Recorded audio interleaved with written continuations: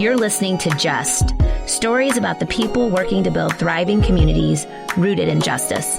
I'm Jes Averhart, co-founder of Black Wallstreet Homecoming. And I'm Rob Shields, executive director of the Recity Network. All right, look, so here's why we're here. We're here to get proximate. We're here to listen. We're here to process. And we're here to help you process. But here's what we're not going to do. We're not going to be preachy because we don't have all the answers, and we will never make you feel like an outsider. Keeping with the theme of sharing, we always want to acknowledge the whole person, and that starts with our personal check-in. Let's do it. All right. We're back. Hey, Jess. Hey, how are friend. you? How are you, friend? Welcome back. Thank you. Welcome back to you. Plugging along here. I know we are. We're plugging along, and you need to catch up our listeners on your world travels, because I feel like every time we talk, Zoom makes it feel like you're in the room with me, but you're not. You're bouncing around the world these days. Tell us what's the about the world, but I am in South Carolina. I'm in Charleston. South Carolina feels like the world at this point. Like, I get excited. I think I've told a listener. I get excited to go check the mail these days. That's how my travel plans look. So South Carolina is a lot farther than my mailbox. So tell us what in the world's going on with you lately. Catch us up. So I'm in Charleston, at least for another day, and then I'll be in Atlanta tomorrow on business. But in Charleston, I'm here to visit a friend. I've got one of my best friend's daughters moved in, and I was helping them move and decided to, because we're in pandemic world, you can work anywhere. So I decided to stay a couple of extra days and drive from Charleston to Atlanta. And your listeners can probably hear it in my voice. I have some congestion. Well, what's interesting about this is that I'm here sort of to get some rest and relaxation. I woke up this morning at 3, congested, dry cough, all the things are on the list for COVID. All the things. So I woke up and went and got a COVID test right before we got on air. This is why I was skimming it under the wire, because I just came back from the COVID test just to make sure, because I'm around my friends, and in Atlanta, I'm going to be around some business partners, and we're doing a presentation to 30 of Douglas County's business leaders. And I don't want to be the one that, gets them all sick. So and they said I should know within 30 minutes. So I literally will find out results of this, I think, while we're on the call. Wow. Okay. I think it's just allergies. I'm pretty sure it's just allergies. It feels very allergy-like. I have no fever and all that, but sure. It's smart. It's smart. These days, this is what you got to do, right? You got to play it safe and make sure that you're thinking well of others, which I know that's what you're always putting others before yourself. So that does not surprise me. That's what you're doing. But thanks for y'all's patience this morning and allowing me to get kind of scoot in here right at the hour. Well, I'm excited about today's episode and really looking forward to this conversation.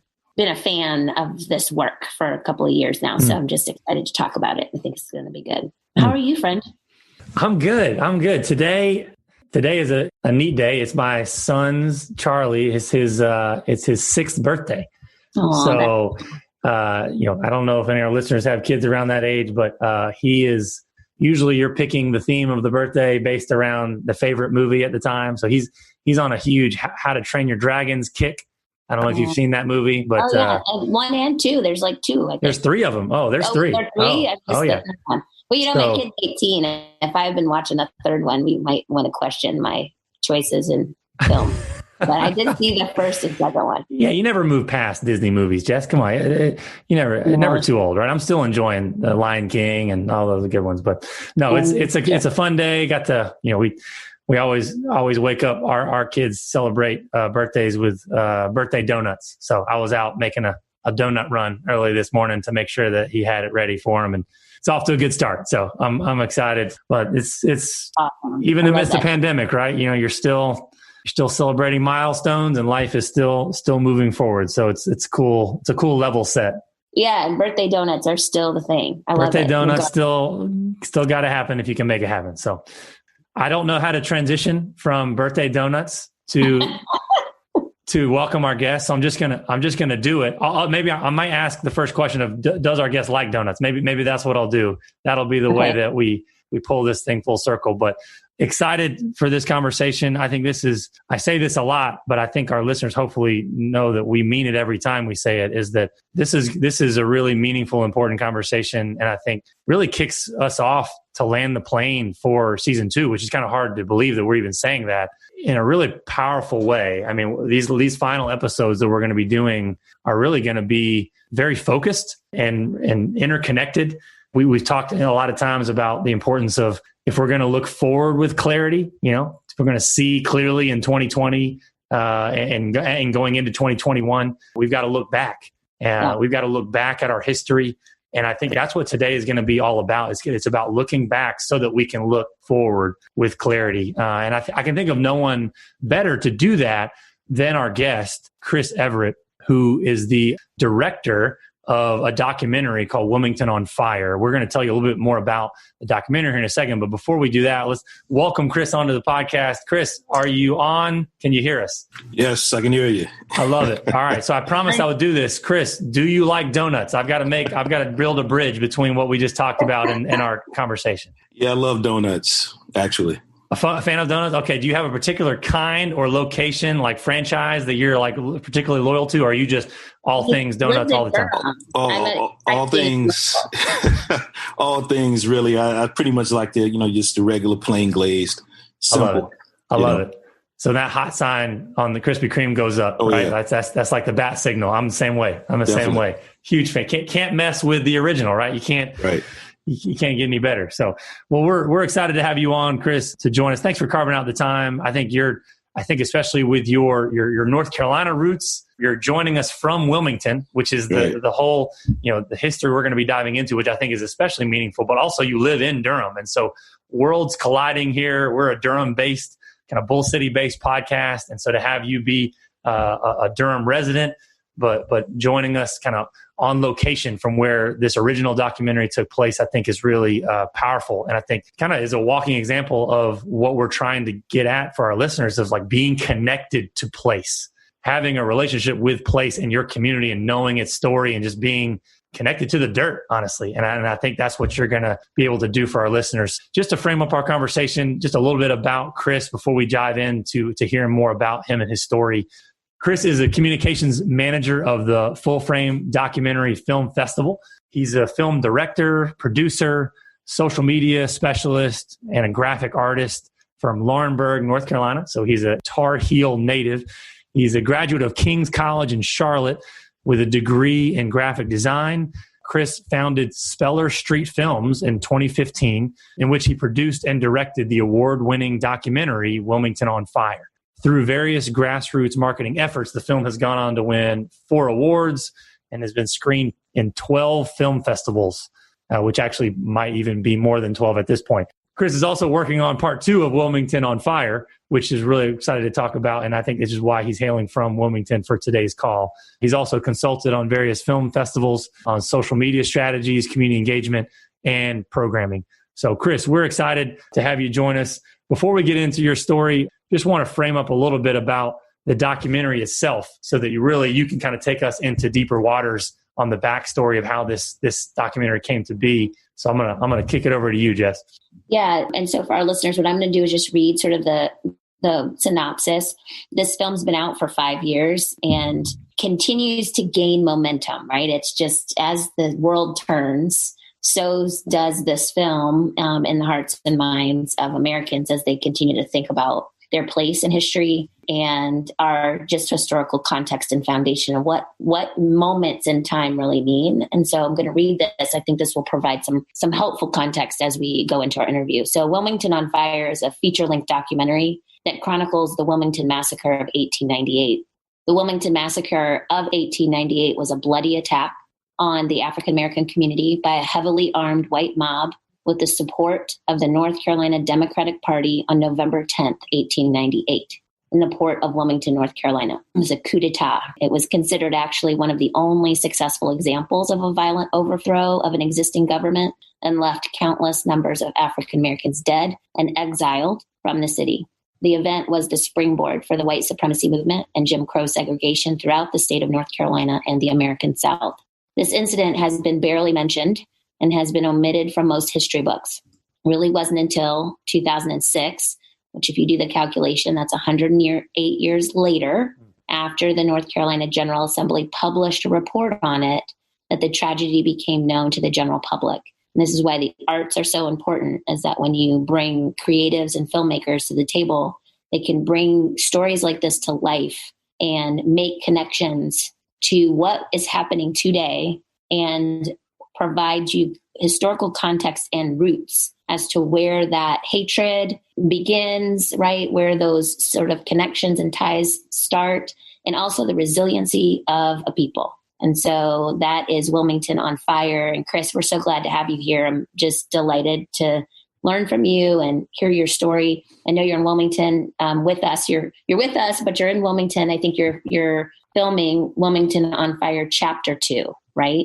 And so I can't wait to hear a little bit more about that. But to set that foundation, again, thank you for being with us. Why don't you start with just telling us your story? Yeah. Well, my name is Christopher Everett, born and raised in a small town of Laurinburg, North Carolina. It's about 40 minutes from Fayetteville. People, familiar with Fort Bragg, in Fayetteville. Laurinburg is about 40 minutes from there, 20 minutes from Lumberton, about an hour and a half from Wilmington, North Carolina as well. So, just born and raised, went to college in Charlotte, King's College, studied graphic arts. Before I picked up a camera, I was actually doing a lot of stuff in front of the camera. I was about 100 pounds lighter back in the day. And I used to do a lot of acting and modeling for commercials and stuff like that. And that's what kind of led me down the path to do some film work. So doing a little stuff, in New York and North Carolina. I decided to move to Georgia. Just didn't work out. And so I decided to start creating my own stories. And so I've always been interested in our history, our culture, especially Black history that's not really talked about in the mainstream. And so I kind of get that from my grandparents and my mom, because they always would make us, read the encyclopedias. They also had like the old, I think it was like the old ebony Black history book collection. It was like their type of encyclopedias, for Black history. So we had to do like book reports. And then in the summer, me and my brother would go to New York with my stepfather at the time, his dad. And even though we would have a lot of fun in New York over the summer, he would always make us do a book report as well. And so I remember my first one was on Marcus Garvey. I had to get a book, and my brother had to do one on the Black Cowboys from back in the day. And so that's where I always kind of had my interest from, just even as a young kid, they always instilled that, in us to learn about our history, especially the history that's not really talked about. Yeah. And so when I decided to start my own film company in Georgia, I wanted to do something on the Wilmington Massacre. I was kind of familiar with it, but, I didn't really know the ins and outs, fully. And so I said, what, let me see if someone actually did a film on it first. Someone did a documentary, I'll just do something else, But I saw that no one actually did a feature-length documentary on it. So I said, what, let me give it a shot. This is an important story. And as I started researching and saw that it just wasn't something that was restricted to Wilmington, it was a whole statewide white supremacy movement. Even folks from my own hometown of Laurinburg, North Carolina, went and participated in the massacre of 1898 as well. So I said, what, this is a bigger story than just something that happened in Wilmington, North Carolina. This was a whole statewide movement. So, I need to take the initiative and really get this story out here the best way possible. So that's how this whole thing kind of came together. So Chris, as a producer and director now, you've covered and leaned into hundreds of stories at this point, right? Been involved with film festivals like the ones based here in Durham. How did you stumble on this story? Because you mentioned it yourself, that this story, like many other acts of injustice in our country's history, is kind of intentionally not told, right? It's intentionally omitted from our history books. So how did you find it? And then why this documentary? What led you to say you wanted to tell this story specifically and to create this documentary? Well, it was, I was living in Atlanta, but I guess I got to go back when I was a kid. My uncle lived in Wilmington for a while, and he was an RN. So he traveled, he traveled to different cities. He would stay like 5 to 8 years at a time, go to a place. So he had left Durham and then came to Wilmington for 5 years. And he was a person that was into history as well. So anywhere he would move, he would he would kind of, find out what happened in that town or dig up the history. He just was that type of person. And so when we would go visit him, like I said, Laurinburg was just only like an hour and a half from Wilmington. So we would see him probably like every other weekend. Me and my grandparents would go see him, and he would talk about the history there and talk about the 1898 massacre. So like I said, I kind of knew about it a little bit just from hearing him talk about it as a kid. But as I got older and wanted to do a film on something, I think they were showing something on TV about John Singleton's movie Rosewood, about the Rosewood massacre he did, I think in like 1996, 97. And then also online, it was like they were talking about that film, plus they were talking about other massacres that has happened across the United States, like the Red Summer of 1919, Tulsa, and other ones. And then they also did a feature thing on Wilmington. And I was like, wow. I'm like, this is what my uncle was talking about when I was a kid. And I said, you know what? I think it'd be pretty cool to do a documentary on this. It's North Carolina history. It also has some involvement even in my hometown, some of the folks that were involved in it. And no one's actually done a documentary on it. So I said, you know what?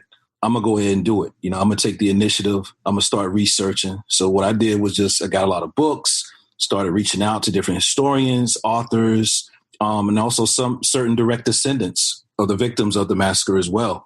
Some of the grandchildren and great-grandchildren. And it was like everyone was waiting on an opportunity like this to get involved.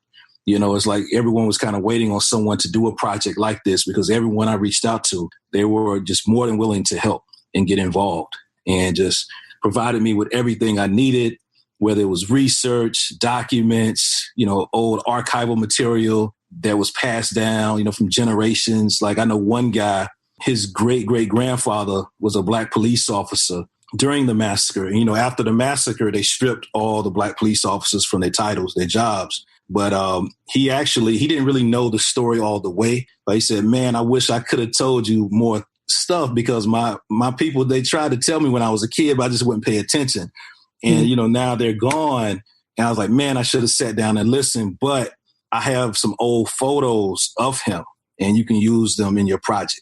And he's like one of the only people out there that has like these old photos of some of these Black police officers back then prior to the massacre of 1898. So like I said, everyone was really waiting for this type of opportunity to come around to tell this story, and tell it in the right way.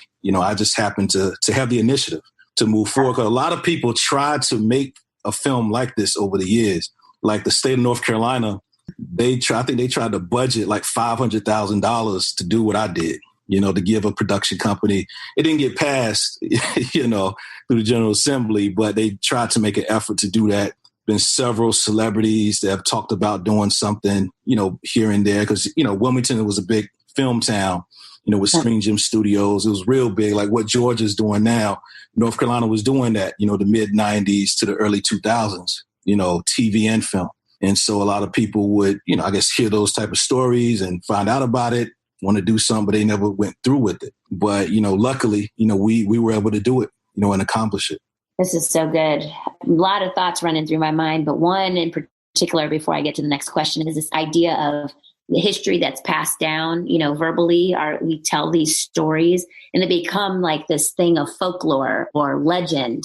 And we almost are like, well, I hear this, but is it really true? Like, is it? And our history can be so mushy, unless it's someone like you. And I love that you said this. You took the initiative to sort of see the project through. For my son, it becomes real. Like they live in an environment, right? Everything's on their phone and they see stuff on YouTube. And so if it doesn't live in a digital space, it's almost hard for them. It's not in their books. They're not learning about it. Almost like this is legend. It's not true. So I really have done a service, I think, to generations to come to sort of solidify and make the folklore reality so that we can live into that space in a real way and not through myth. So thank you for that. I appreciated you just kind of walk through a bit of your process. For our filmmakers, aspiring filmmakers, or people like me who are neither, but very curious. How do you bring a story like this, like you said, kind of buried? I mean, you're hunting and pecking for photographs. How do you bring that and do it justice, right? How do you bring it to life? I'm curious, how long did it take you? What was that research period? Like, I have a million questions around this, but like, if you can just lift the the hood a little bit and let us see what's under there around your process, that would be really cool. Oh, yeah. Well, when I decided to do the project, first thing I did was I said, you know what, I need to come up with a title, first, because I like to come up with a title first, then build like an outline around it.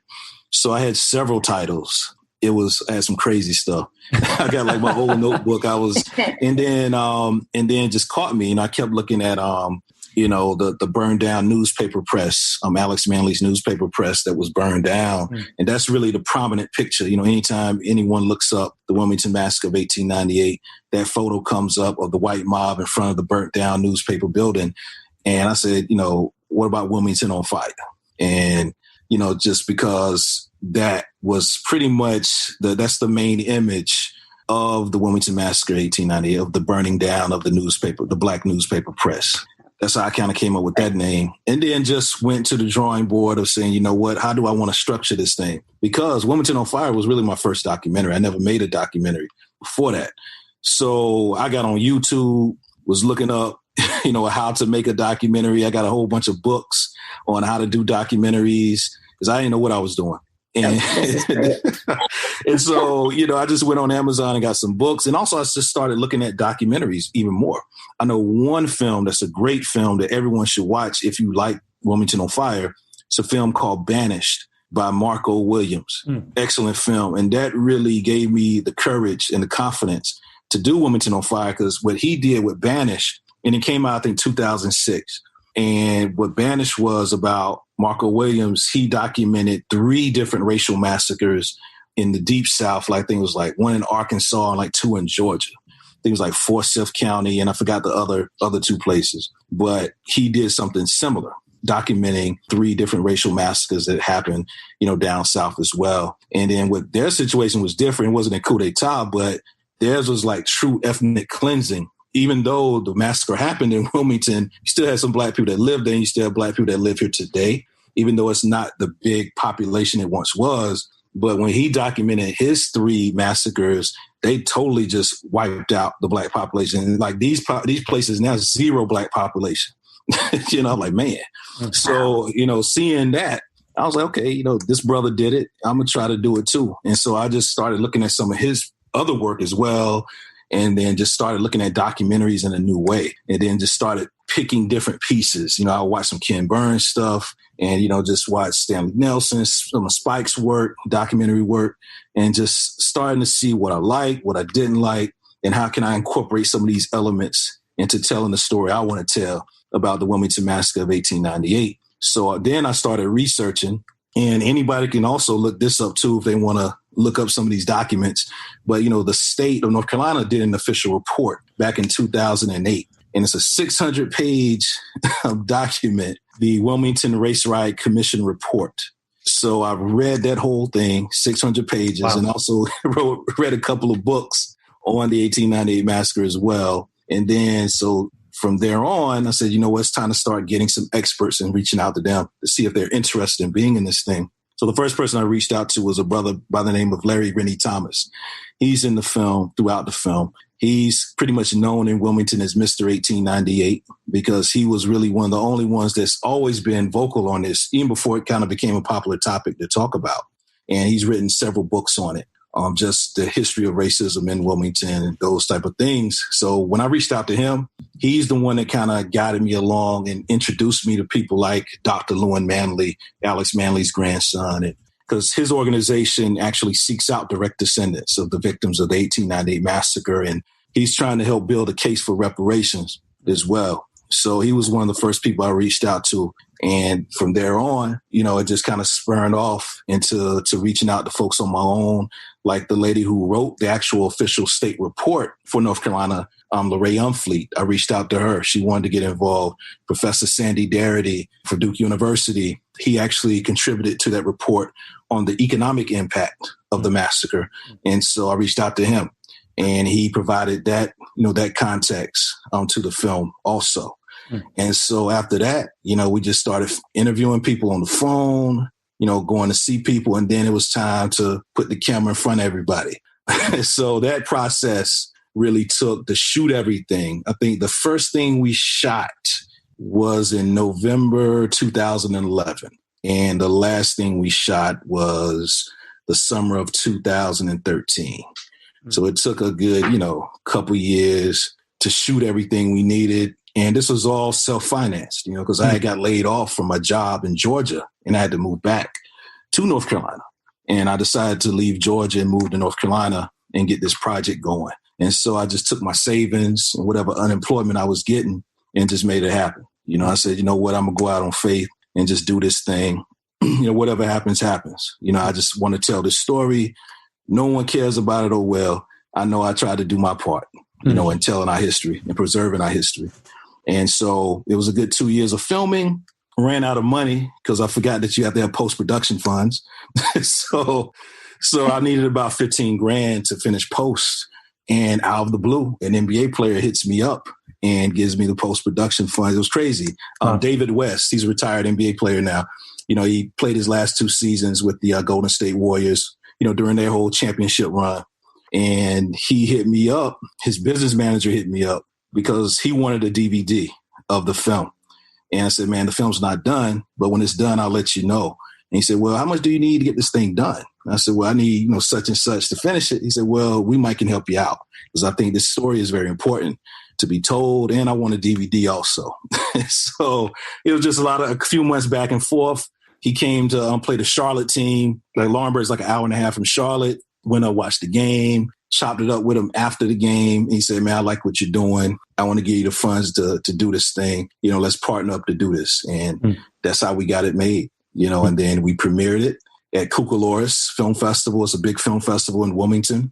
And we actually broke their attendance record. And we still hold the attendance record to this day for the most attendance screening. I think we had over 600 people in their venue. And we had a 3-block line on the outside of people that couldn't get in. And it's been on ever since.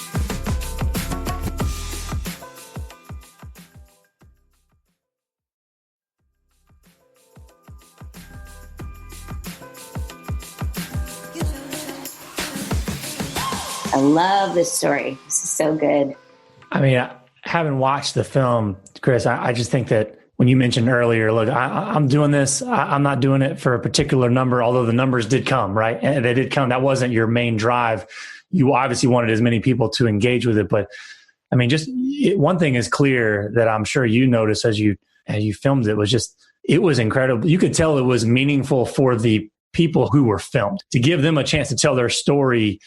You could tell, it's almost like you're watching the healing process. Not that that's all it takes to heal, right? Which we'll be getting into over the next couple of episodes. Like, what does it mean to actually repair all this? How do we repair it? But you could tell it was almost like an act of restoration, like at the soul level, them being able to, because you're elevating stories and saying this matters, that this happened. And it matters. Your story matters. And I think that repair is more than that, but it's also not less than that. And so I applaud you for, if nothing else, if only you, me, Jes, and David West saw the film, which thousands more have.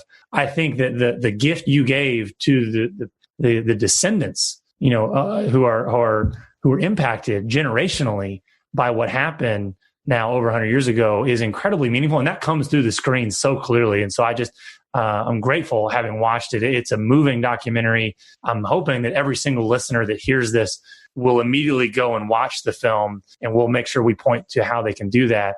I want to flash forward a little bit. So this is a whole episode about what happened over 100 years ago, but I want to talk about the current moment for a second, right? So flash forward to present day. This documentary is now going on 6 years old, but it feels just as relevant now, if not more relevant than it did, I would argue, in 2015, not because the truths matter more than they did, but just because of the shift in national consciousness that we've seen, right? This awareness that has been primarily, I think, heightened by the pandemic and the forced stillness that we've created this margin as a society that we haven't filled with a lot of other things. We've silenced the noise enough to listen, which I think is really hard to do pre-pandemic in this fast-paced 24/7 news cycle. So I think my question to you is kind of in the present moment, what makes this documentary so crucial for us as we reckon with our history of racial injustice, kind of collectively as a nation right now? I would say, like I said, it's been going on, for some years that the film has been out, and it seems like this year has been like one of those years that a lot of people have been engaged with the film and wanting to use the film as well for these type of discussions also. And I agree with you. It was the pandemic, because that pretty much, we couldn't focus on sports. We couldn't focus on a lot of the outside world activities, to kind of, turn away from the screen. Everybody was seeing what was going on, with police brutality and other situations that were going on in this country. And it kind of forced people to really see, what we've been talking about, since we've been here, on this soil in the United States. And also you're starting to see things in mainstream media, like, Watchmen, of talking about, and dealing with the Tulsa massacre. And then, now Lovecraft Country as well, doing the same type of thing. And people like LeBron James, I think he's about to produce a documentary on Tulsa, so a lot of people are wanting to do these type of projects now. Back when I was doing it, no one really cared, so it's cool to see, that rise of consciousness, and especially in mainstream media, now really wanting to help elevate these stories even more. I'm loving it. I'm loving what I'm seeing. I'm loving how people are having these type of discussions and dialogues now. And I think why it's really relevant now outside of the pandemic and the things of police brutality, but also with the elections that's going on, because that's really what made the Wilmington massacre an interesting situation, because it was all about stripping African Americans their rights to vote and to be in political power. That's really why the massacre happened, was because Wilmington at the time, was a very integrated society. And it was a very integrated political governance as well, where you had white and black politicians. African Americans, were heavily involved in the political arena, not only in Wilmington, but through the state of North Carolina. And so now when you're seeing a lot of things in regards to voter suppression and things like that, and also just with the current political climate we're in right now, people, turn back to what happened in 1898. Like I did 3 interviews over the past couple of months with the Washington Post. The History Channel did a brief thing on me as well. It's because of the elections, that are coming up. So anytime the elections and they, become a hot topic, people always talk about, what happened in 1898 in regards to politics. So, again, I'm loving what's going on, and also just what the film has really done for the city of Wilmington. And I think a lot of people forget about that. Like, the film has done so much for the city. People, whenever I come to town or I'm out filming or doing some things, people, if I'm wearing like a Wilmington on Fire shirt, people come up to me and say, man, we love this film. Even the Wilmington Police Department, they're using the film for their training for like new hires that the new recruits and stuff like that. And we're actually going to be filming some of that stuff soon in January, but they're using the film now to educate new hires, the history, of Wilmington, and try to, just have better community relations as well. And also a couple of big tech companies are starting to use the film in Wilmington, to help educate, their workers and employees and stuff like that about the history of Wilmington and their diversity initiatives. So you're starting to see those type of things. And also in schools in Wilmington, they're starting to teach it now and also use the film as a way to teach it, visually. These are things that I never thought would happen. I never thought none of this stuff would happen, but we're starting to see that change. We're doing it slowly, but it shows that, anybody can make a difference. Like I said, I was just a dude from Laurinburg, North Carolina. Wasn't connected to nobody in Hollywood. I didn't live in a big city. I just used the internet to my advantage and just put a film together and really just, work my butt off to get it out to as many people as possible. That's it. We are. Yeah. So Rob knows I do a lot of work on like reinvention and this idea of like taking where you are in the next best version of yourself. I just love your story because I love the idea of just taking all of your gifts and your intention and bringing it to life. It's just really cool. So for many reasons, I'm inspired by your work. And so, we're on the Just podcast. So this is all about really thinking about the injustices of the world, right? But putting a lens on it so that we can help our listeners think about their place in making corrections, right? making those subtle corrections in their own lives and their families and communities that can right hundreds of years of wrongs. So when you think about, then I imagine that this answer will be personal for you. And I think that anybody who watches the film has a personal or visceral and personal reaction to this question. But for you, what was the greatest injustice of this story as a whole? What was the most compelling, if there is one thing? I would say, that it was a couple of things, actually. I think one was that this type of event, happened to American citizens and nothing was done about it. Nothing was done to correct that wrong. And that led to other problems down the road. Like, for example, people not really knowing their history, their family history, because a lot of the direct descendants, a lot of them didn't even know what happened to their grandparents or great-grandparents till they got older. Like Dr. Manley, for example, his grandfather was Alex Manley, the guy whose newspaper building was destroyed during the massacre. He didn't know what really happened to his grandparents until he was like in his 50s, So he said he always knew that his grandfather had a newspaper in Wilmington because after his grandfather escaped from the massacre, they lived and just resettled like in Philadelphia. And he just never got into the newspaper business again and never even talked about that situation ever again. And it wasn't until he saw his grandfather mentioned in someone's, I think it was John Hope Franklin's book years ago, that he mentioned the Wilmington massacre somewhat in his book. And he saw him talk about his grandfather. And he said, hold on, what is this? So he started talking to his aunts who were small kids at the time during the massacre. They lived through it. And he came to Wilmington and talked to them about it and just started asking them questions. And they finally opened up to him and told him what happened. And they were, small kids. I think they were like 10 or 11 at the time when it happened. And that's when he found out. So I think that was another tragedy that people really didn't know, their full history. Was stripped from them. It was based off of fear because a lot of them, feared that even though they moved away to, a state, thousands of miles away, they still had that fear that those folks were still going to do harm to them, because even though they were up north, still white supremacy was all over the country, so just keeping that part of your family history hidden for so long was definitely a tragedy. I thought that was was sad to me.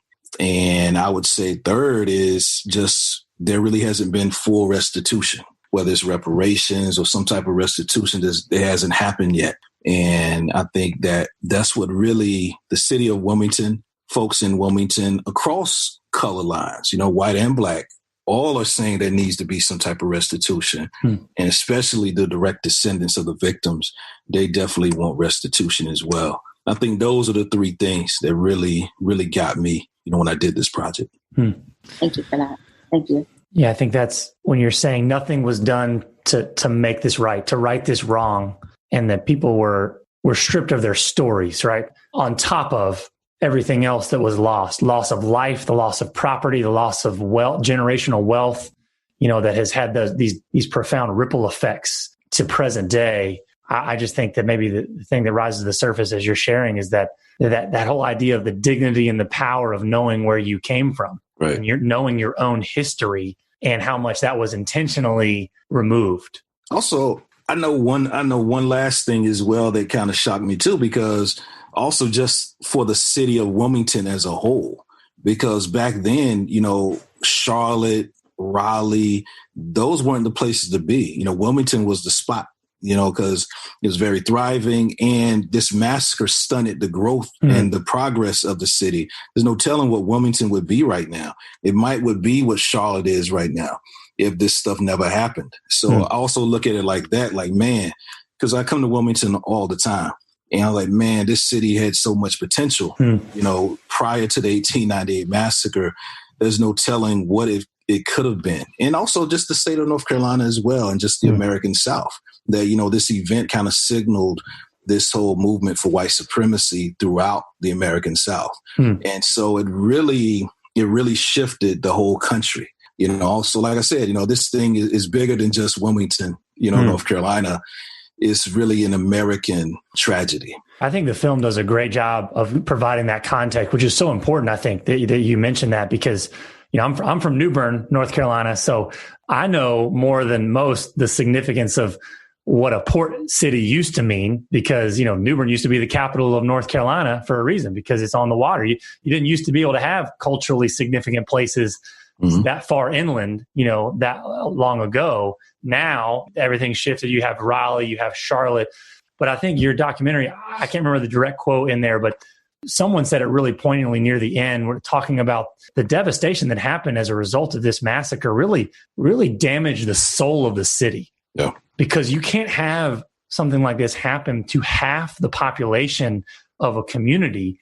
You're talking way more than just economic recovery. You're talking about soul recovery that is yet to happen. And so you're living with this damage, this stain on your soul, not only for the people that receive the damage, but the people who gave it, right? Because people who are inflicted it, that stain stays with all of us, whoever was a part of it and whoever inherits the aftermath of it. And so I really am resonating what you're saying. And I think that's really helpful framing for people to see. They think about Wilmington today, but your documentary helps us think about what could have been if not for things like this. We'll never know.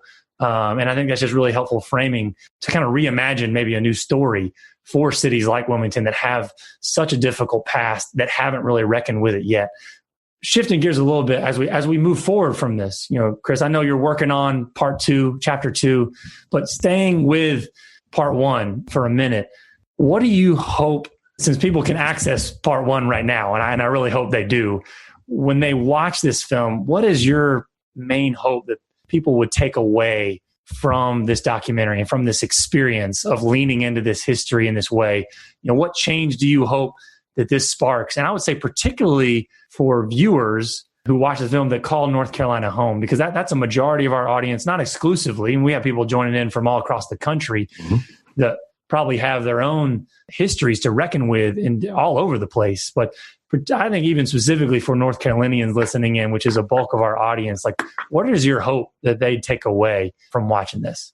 I would say, especially for, North Carolina audience, is that, this is our history. And also, I want this film, to be an inspiration for folks to look into their own family history. You'll be surprised what you find, because after the massacre, everyone just didn't, go up north. People went to Durham. We know several folks who left Wilmington and went to Durham to start over. People went all over through North Carolina if they couldn't go to New York and these other places. Some folks went to Durham, some folks went to Raleigh, Charlotte, these other areas to start over. And you'll be surprised. Even when we would go across the state to do screenings, I know it was one older gentleman in Goldsboro, for example. He came to a screening and spoke, during the Q&A. And I think he said his great grandparents left during the massacre. They fled the city. I think moved to Goldsboro, actually. And he said those stories were passed down, but you were never supposed to talk about it in public. And he said this was his first time even talking about, his family history in public. And he said the film gave him the courage to do that, because like I said, a lot of people, if they knew about this history, they rarely would talk about it in public because of fear, but he was like, man, your film really gave me the courage to say, hey, this is okay to talk about. Nothing's going to happen. And so, just things like that, just inspiring people. I want people to really take that away, to really, that you don't have to be afraid, for one. And then also, start learning about your own history. You'd be surprised what's in your town. It doesn't matter how big or small the community you're at.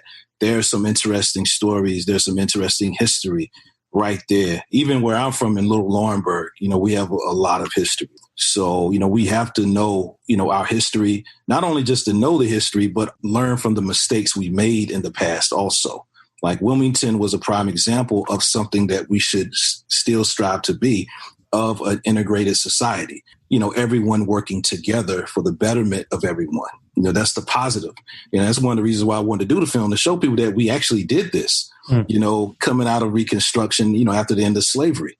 And we have to come back to that again if we want to move forward as a country. And we can do it. We have the example, but we can't fall for certain tricks like we did in the past with this whole division tactic of white supremacy, going in there and destroying that. We can't let that happen, again. if we're definitely trying to move forward as a country and heal from a lot of these past events. And so really, those are the things I want people to take away from it.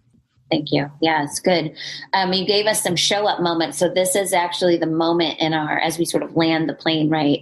We ask our listeners to do something, to be actively participating in this podcast in some way after they're finished listening to it. And so you've already given one, which was get comfortable and familiar with your own story, learn your background, understand your story so that you can tell it.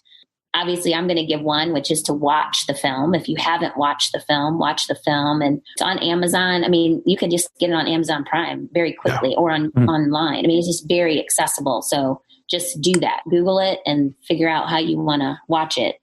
What else would you recommend for our listeners as they listen to this and you go into chapter 2, which I've read a little bit about this work around chapter 2 over the summer. I think I've read an article about kind of the impetus for this, but maybe this is an opportunity to set that up for our listeners as well. And if there's anything else that you want to share that you think our listeners could do to actively put this podcast and what they learned to practice. Well, I would say that, I would love, for your listeners, I'll just reiterate, vote, one thing, because that's the spirit, that's the whole spirit of 1898. It was folks exercising their right to vote and also taking advantage of when they got in political office as well. So it's twofold. I want people to really go out and vote responsibly, research your candidates. And, I'm not telling folks to vote Republican or Democrat. It's really what's your interest, what's best for your family, your community, and what you really want out of a candidate, locally or nationally. You know what I'm saying? So I think that's one. Also, the responsibility of the politician, and that's what folks did in Wilmington. They really felt it was their responsibility to make everything fair and balanced, regardless of race. And so the politicians that are listening, that's your responsibility. If you watch this film, I want them to take that responsibility of what they did in 1898 is to make it fair and balanced for everyone, regardless if you had money, if you're white, black, man or woman, that's what you need to do. And those are my things, that people that I want, your audience to really take away with this as well. But to follow up with your thing about Wilmington on Fire, chapter 2, it's really about taking the story to that next level, because whenever I would show the film outside of Wilmington, especially, we've been all over with this thing, LA, Detroit, all over North Carolina, all over the country. And the thing that always would bother me is that people would make it seem like no one was really doing anything in Wilmington. Like they just let this happen and over 100 years later, and this is just, why aren't people doing anything? I'm like, that's not true. There's some people doing some amazing things that are really trying to bring this city of Wilmington, North Carolina, back whole again and trying to bring it back to that 1897, that spirit of 1897. And so I said, you know what, I need to do a film on that to really close out the story fully. We know the history. Now let's talk about the present in Wilmington and how what they're trying to do in Wilmington, they're trying to get back to that model of in 1897 of this fusion type of movement. And so that's what's happening in Wilmington right now. You're starting to have like a resurgence of the fusion movement. Again, it's small, but it's trying to happen, where you have white and black folks working together in unison, trying to bring this city back to what it once was. And I was like, I think this is important to document. And I think it's an important part of this story of just showing the resiliency of this city and of this community that, even though this happened, we're not going to, stay down, without a fight. And we got to do it for our ancestors as well, to keep their spirit and legacy alive. And we owe it to them. And that's really why I want to do this second part. And it's going well so far. Hopefully COVID doesn't get worse or whatever.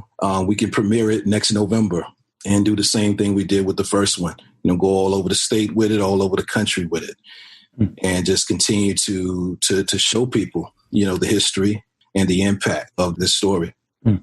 Chris, we appreciate you. You are a gifted storyteller. The documentary is such a significant piece that is a must watch for our listeners. So anyone that is, you've made it this far, season 2 of the Just podcast, you're in this because you want to lean in with us to figure out what does it look like to build more just communities where everybody can flourish. And I love what you said. We don't have to act as if that is truly an aspirational idea, because you can look back at examples like Wilmington and see that we've had glimpses of what could be that were attacked, right? But we have, it's not that this is just, something that you say and you hope for, but it's something we actually have a proven track record of a roadmap of how to accomplish these things, and to watch how those things are, how to be on guard against how people are going to try and fight against that as a roadmap for the future. And so anyone that's listening that's passionate about justice, I'd say whether you're here in North Carolina,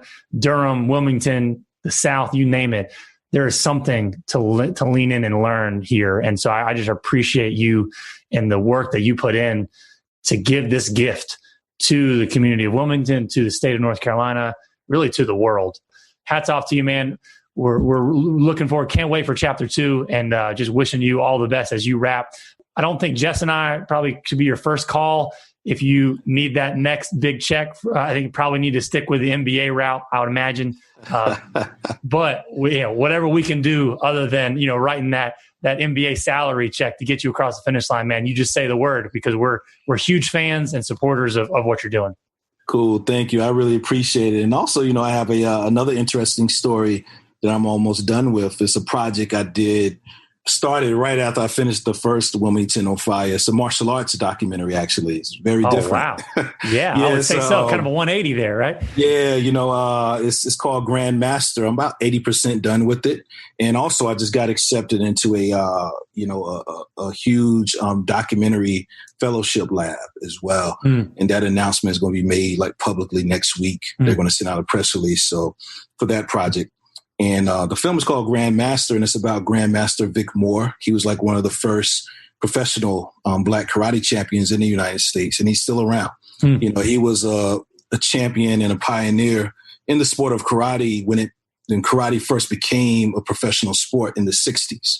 And also his teacher was the guy who actually brought karate to the United States, Robert Trias. He brought it to the United States in the late 40s and opened up one of the first karate schools in Arizona, Phoenix, Arizona. And so that was his teacher. And, so the film is really about, not only his history and his impact to the sport of karate, being an African-American man, but also, what he's been trying to leave behind to this next generation of fighters. So we've been documenting 2 of his top students as well over the past 3 to 4 years. And it's a cool film. It's very cool. And he also he lives here in North Carolina now, so he's been in North Carolina for about 20 years. He's originally from Cincinnati, Ohio, but he moved to North Carolina in the 80s. And so, he's here now still teaching and everything. So, wow. I love this. You're doing some important work, friend. Keep telling those stories, man. Keep telling those stories. That's right. Yes, this is good. Really good. Thank you for sharing that last piece. I wrote it down. I'm going to text it to my kid. Yeah, I'll send you the trailer. I'll email you guys the trailer if you want to see it. Perfect. Oh, yeah, please. Send us the trailer. We can add it to show notes. That's perfect. Cool. I love it. Yeah. Chris. Thank you, Chris. Appreciate you taking the time, man. Oh, what a great guest.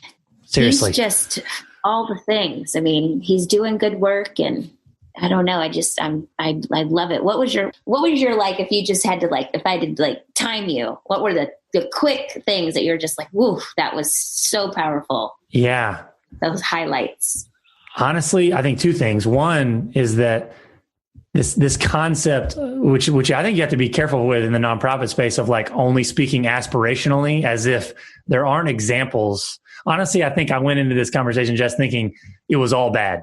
We're just going to talk about something terrible that happened and that's it. And I think you kind of take a deficit mindset almost into projecting that Wilmington was all bad.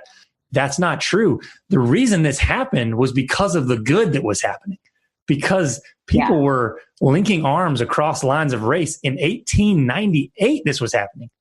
Political coalitions, multiracial coalitions of people getting stuff done and looking out for the benefit of the flourishing of all people in the community. That was why the massacre happened.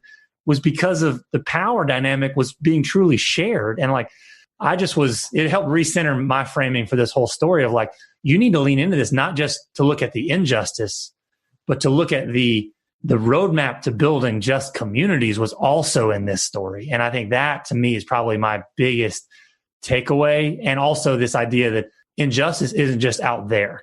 It's in our own backyards, because most of the people listening to this aren't going to be from Wilmington, aren't living there now. But that doesn't mean that this is not relevant to you, our listeners. Like, it is in your own backyard.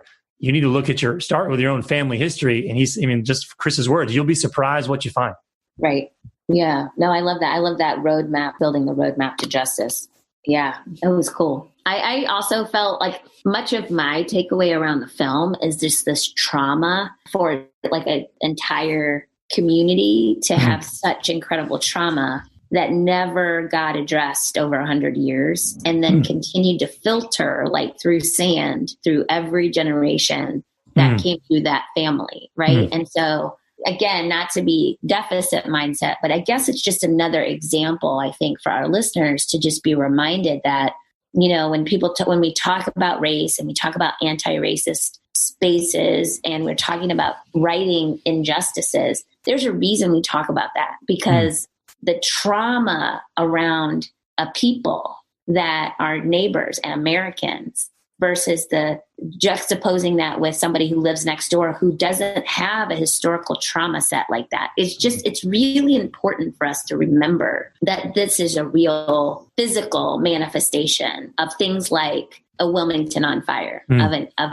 1898 coup d'etat that murdered people in the streets and ran others out on train. I mean, just imagine that in your own family or your own community, that happening to you. And that happened right here in America, in Wilmington. Yeah. And those families still live here and have never, and until recently, had not been seen.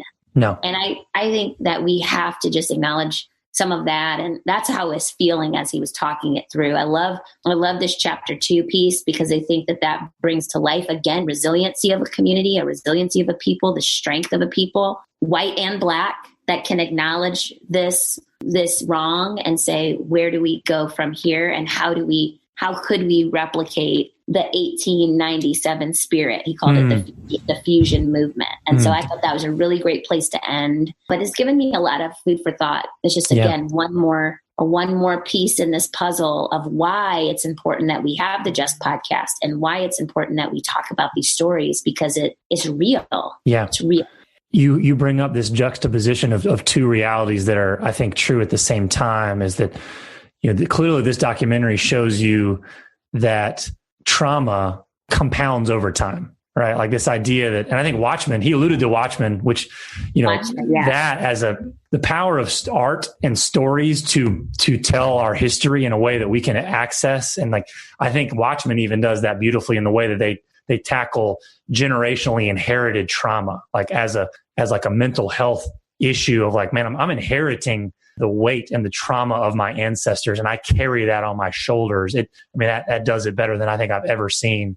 And I think you're so right. Like when you hear these stories on this documentary, you just face to face with just the aftermath, still like the ripples of 123 years ago, right? Still being felt today in the present moment, because these things have never been made right. And you don't just bury it. You can try to bury the story. You can't bury the trauma. Another thing that I think will set up our next episode, right, when we're starting to actually ask the question, how do we repair this? How do we fix this? To talk about making restitution and repair, this idea that trauma compounds, but so does wealth. And I think that for me, I'm left with the question of like, we need to look at both sides of a story like this, of what was lost, but also who benefited from the loss. Like, because he mentioned Alex Manly's burnt newspaper as like press, and like the building as the most famous shot from 1898. But, you know, the documentary gets into this, like the contemporary of his newspaper was the News and Observer. Holy smokes, Jess. Like the News and Observer, people, like, you know, the News and Observer, it is the show. And guess what? In 1898, it had a competitor. And that story of like, man, when the black newspaper gets burned to the ground, yeah, it's a loss it's a terrible loss, but also it's a gain for the competition. And you kind of have to talk about the realities of like trauma compounding negatively and wealth compounding positively for people as a result of the same cataclysmic injustice. Yeah, no, that's right. That's right. I think there's a lot for our listeners to dig in on this and to just, again, I think thought exercises are important. We talked about this a bunch. And this is one, I mean, you just laid out several ways in which to view this film and to think about, especially if you live in North Carolina, but not exclusively, how this translates over to you even today, what that impact looks like even today with how you engage with media. And so I think you're right on it. And we've now given our listeners how many show up moments? Enough to do at least 7 of them. Yeah. Maybe just start by watching the film, watch the film, engage with it. And then I think from there, it's like we're all trying to figure out what does it look like to lean into our own stories. And I don't think there's a clean roadmap for that, but I don't think our listeners really need that also. Like you know what to do. We all can find out. You have those conversations. I mean, Chris provided it's going to take work. Clearly you saw that. Like he had to work his butt off to discover and put this story together. This is not going to be easy work. So to do that accounting, do that assessment on the front end that it's going to take effort because these stories have been intentionally buried and it's going to take some time to dig them up. But I think will be worth the journey for sure. So good. Thank you. Hey, can I tell our listeners who I told I would know my COVID test in 30 minutes? Yes. We're drum roll, please. I hope it's only good news, but it is good news. Okay. It is good news. I'm around for another negative day. There we go. Wow. Real time. They weren't kidding. They weren't kidding when they said 30 minutes.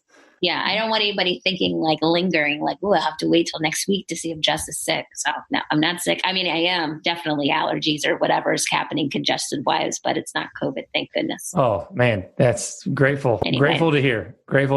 Thank you. Well, now you can just fully enjoy all that Charleston has to offer, Jess, until you get back to the Bull City. So I am going to do that. I'm looking forward to coming home. But while I'm here, I'm going to eat some amazing food and take a walk downtown and take in that history. You talk about some history, right? You talk about some history. Holy smokes. Yeah, we should have that's a whole nother, you're right. That's a whole other episode.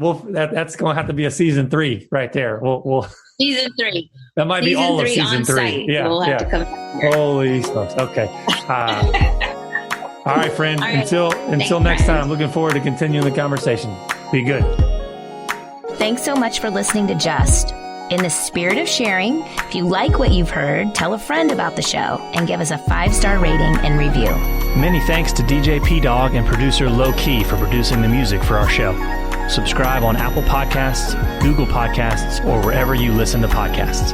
Wilmington is just one instance of upwards of about 100 of these massacres in the United States. The case for reparations is based upon slavery, but also upon nearly a century of legal segregation in the United States. The average Black household has a net worth that is approximately $850,000 less than the average white household.